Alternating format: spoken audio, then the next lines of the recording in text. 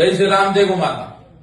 सध्या 2 दिवसांपासून प्रसार माध्यमावरती एका संग्राम भाटे नावाच्या व्यक्तीचा व्हिडिओ सतत प्रदर्शित होतोय.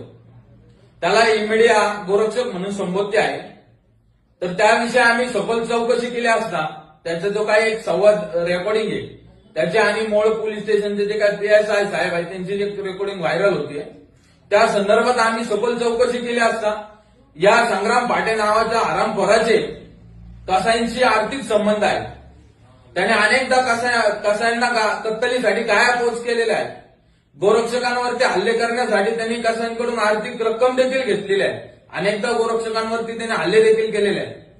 तर या हरामखोराचा कुठल्याही गोरक्षक संघटनेशी आणि कुठल्याही हिंदुत्ववादी संघटनेशी याचा कुठलाही संबंध नाही आहे.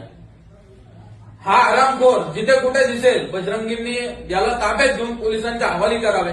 मी पोलिसांना विनंती करतो, हे जे गाईच्या रक्ताचे पैसे खाणारे जे कोण हरामखोर असतील यांच्यावर पोलिसांनी कठोरात कठोर कारवाई